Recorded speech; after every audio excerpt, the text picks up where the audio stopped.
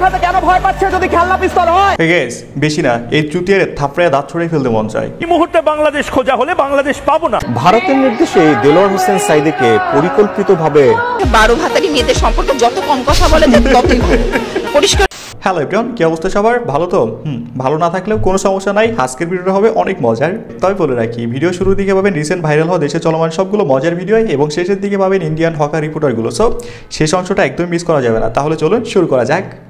প্রথম দেখাতে আমি প্রেমে পড়েছি তোমার, দুই চোখে আন্ধার দেখি ঘুম আসে না আমার, আবারও শুয়ে শুয়ে শুধু ভাবি তোমায় কিভাবে পাবো আমি, তোমার চোখে হারি। ভাই চোর পুলিশের প্রেমে পড়ে গেছে। জেলভাসী যাই হোক না কেন, আগে কিরাসকে দেখতে হবে। পরিস্থিতি যেমনই হোক না কেন, কিরাস সবার আগে।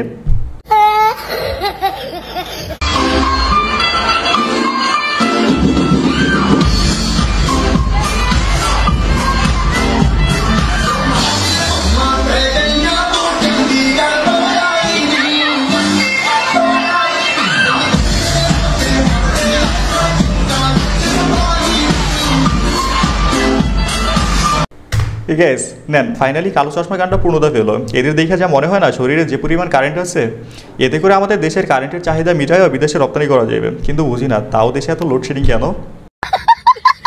আজকে 16 ডিসেম্বর, আজকে কি দিবস? আজকে ভালোবাসা দিবস। জি 16 ডিসেম্বর। না না বলেন না কি দিবস?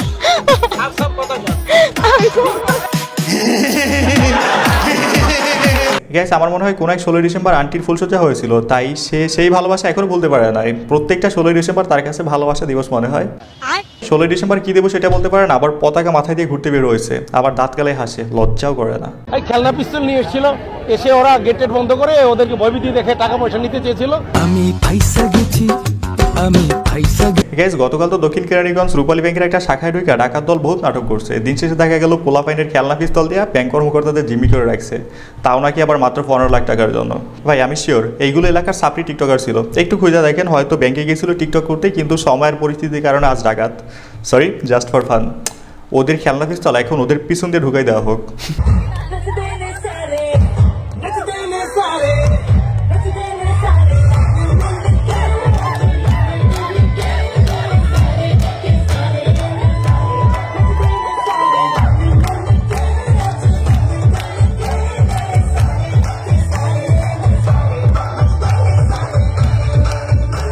Hey guys, boys like this type of girls.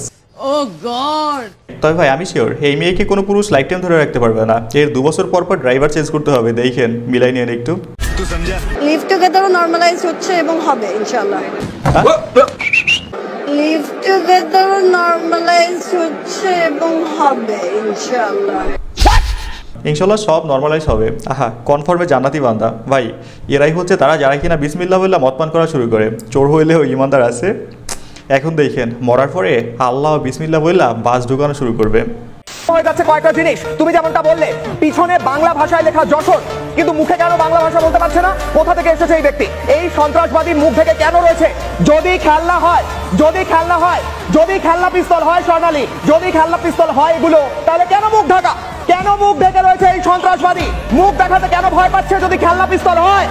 লজ্জাজনক জায়গায়, ভয়ঙ্কর জায়গায় দাঁড়িয়েছে বাংলাদেশ। এবং আমি বলবো দর্শকদের, আপনারা ভাবুন যে যশোর গ্যাস বেশি না, এই চুতিয়ারে থাপড়ায় দাঁত ছড়িয়ে ফেলতে মন চায়। এটা হচ্ছে একটা যেমন খুশি তেমন সাজ।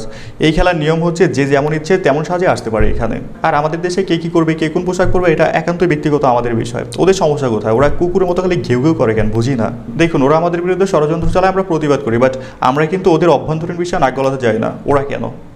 আসলে ভাই যারা খোলা জায়গায় টয়লেট করে অন্যের পাশার দিকে তাকানোর অভ্যেস, তাদের থেকে এর চেয়ে ভালো কিছু আশা করা যায় না।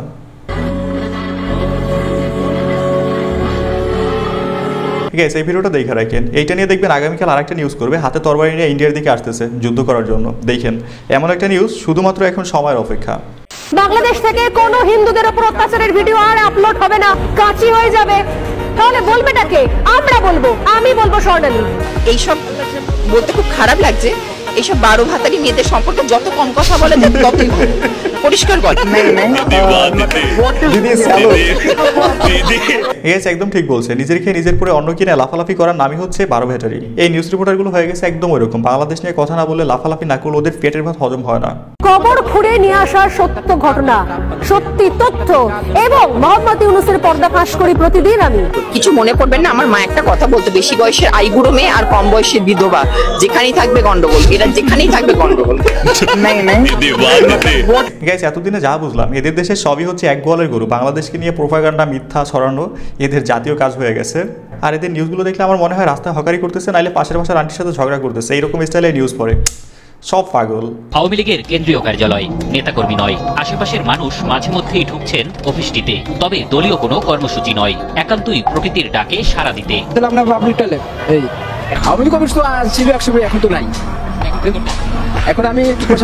আওয়ামী লীগ সরকার পতনের পর এমন অবস্থা চলতে থাকায় দুর্গন্ধে এখানে 1 মিনিট অবস্থানই কষ্টসাধ্য হয়ে দাঁড়িয়েছে।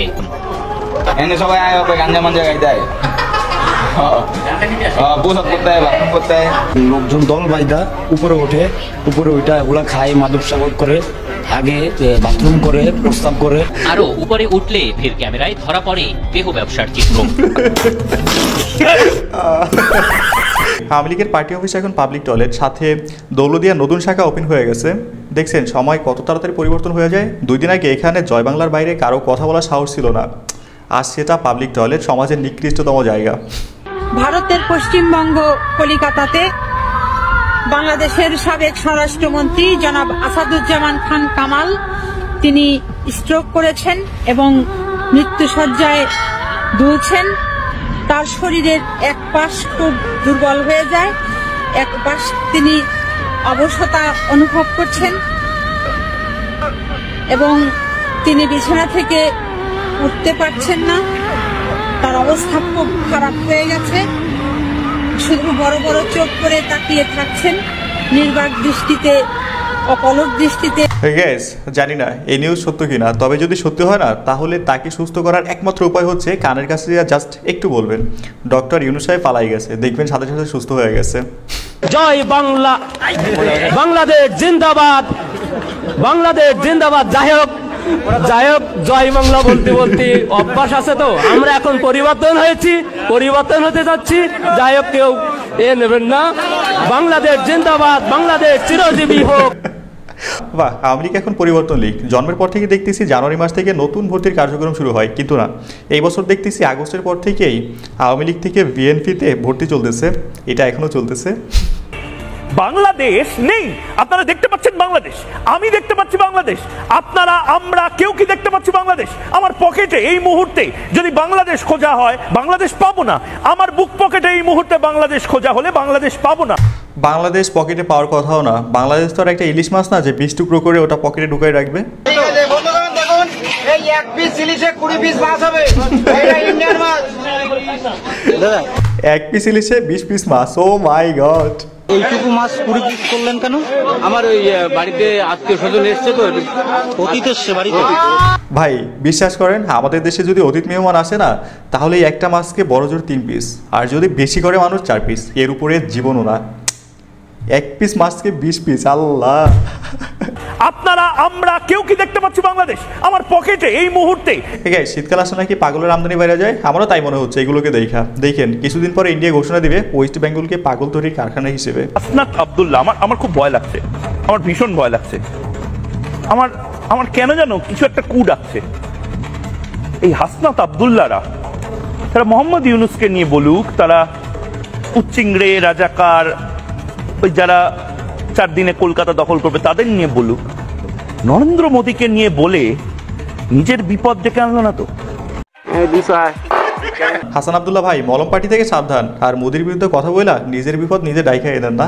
নরেন্দ্র মোদীকে নিয়ে বলে নিজের বিপদ ডেকে আনলো না তো। তাই তো বাংলাদেশের প্রথম ভারতীয় ষড়যন্ত্রের বিরুদ্ধে আল্লামা দেলোয়ার হোসেন সাঈদী প্রকাশ্যে মানুষকে সতর্কবার্তা দিতে থাকে, আর এই জিনিসটাই মোদির ভালো লাগেনি। আর মোদীকে খুশি করতে শেখ হাসিনা তাকে পরিকল্পিতভাবে হত্যা করছে। কি আমার কথা বিশ্বাস হচ্ছে না? তাহলে নিউজ দেখেন। ভারতের নির্দেশে দেলোয়ার হোসেন সাঈদীকে পরিকল্পিতভাবে হত্যা করা হয়েছে, আর সেই নির্দেশ দিয়েছিলেন তৎকালীন প্রধানমন্ত্রী শেখ হাসিনা। মোদীকে খুশি করতেই তিনি তাকে পরিকল্পিতভাবে দুনিয়া থেকে সরিয়ে দিয়েছেন।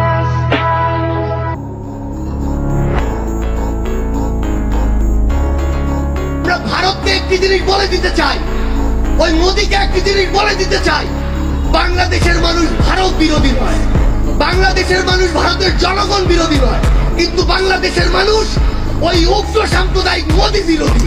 ইয়েস, বাংলাদেশি মানুষ ভারত বিরোধী নয়, কিন্তু ভারতের আগ্রাসনের বিরুদ্ধে। বিদ্বেষী কি হয়ে যাচ্ছে আস্তে আস্তে বাংলাদেশিরা? ভারত বিদ্বেষী কি হয়ে যাচ্ছে বাংলাদেশিরা? এটা আপনারা ক্রিয়েট করছেন। और अभी तो रुको, क्लाइमैक्स अभी बाकी। ওখানে সংখ্যালঘুরা এখন কেমন আছে? অফকোর্স ভালো আছে, আপনাদের চেয়েও ভালো আছে। সমাজ কেমন আছে? জেলে তার হয়ে কেউ লড়াই ওটা ব্যাপার হইলো, কেউ যদি চুরি করে, সে হিন্দু হোক আর মুসলমান হোক, তার পানিশমেন্ট হবে না। হকার রিপোর্টাররা ভুল জায়গায় প্রশ্ন করে বলছে, চাচা is rock, hawker is shocked. একদম উত্তর জায়গা মতো বসাই দিছে। পরিবারের পছন্দে বিয়ে করার পর অসংখ্য ব্যাপার আছে যেটা ওর মনোযোগ আকর্ষণের জন্য, ওকে আকৃষ্ট করার জন্য করতাম। আমার সোশ্যাল মিডিয়া প্রত্যেকটাই আমি অ্যাক্টিভ রেখেছি এবং আমি অ্যাক্টিভ থাকার চেষ্টা করছি। ভালো আছেন আপনি? প্রেম করে বিয়ে করার পর ভাই বোবা হয়ে আছি, বোবা হয়ে আছে। আপনারা মুক্ত আছেন তো?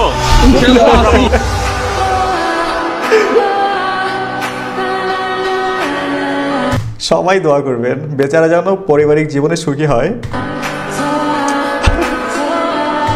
আমার জীবনে না আছে প্রেম, না আছে বিয়ে। যারা করোনার টিকা নিয়েছেন তারা ভুল করেছেন, তাদের প্রত্যেকে এখন অ্যালার্জিতে ভুগছেন, চুলকানিতে ভুগছেন। আপনারা যারা বলছেন যে আমার চুলকানি হয়নি, তারা ক্যান্সারের জন্য প্রস্তুতি নেন। অলরেডি আপনার শরীরে ক্যান্সার বাসা বেঁধেছে। নাইলে আপনি যদি তরুণ হয়ে থাকেন, আপনার ভবিষ্যতে সন্তান জন্মদানের ক্ষমতা রহিত হয়ে গেছে। আমি আপনার বদদোয়া দিচ্ছি না, এটা ঘটেছে। অথবা আপনার মাধ্যমে যদি কোনো সন্তান নিয়ে পয়দা হয়, সেটা হবে প্রতিবন্ধী সন্তান। গাইস, অ্যালার্জি হলে তো তাও ভালো, বাকি দুইটা হলে জীবন শেষ। ভাই আমি ভাবতেছি আমার তো কোনো অ্যালার্জি নাই, আল্লাহ না করুক। ওই দুইটার ভিতর পড়লে লাইফে কোনো লাভ লস নাই, পুরোটাই শেষ। এখনো বিয়ে শাদী করি নাই। প্রচন্ড ভিড়, সবাই খাচ্ছে। যাই হোক, আমিও খেলাম, খুব ভালো লাগলো খাবারটা।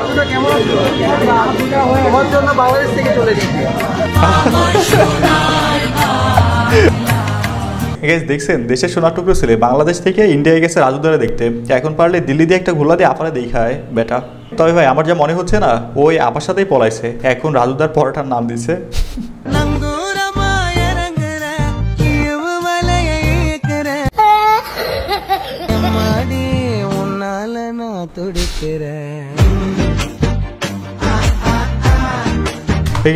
Police no, TikToker yes.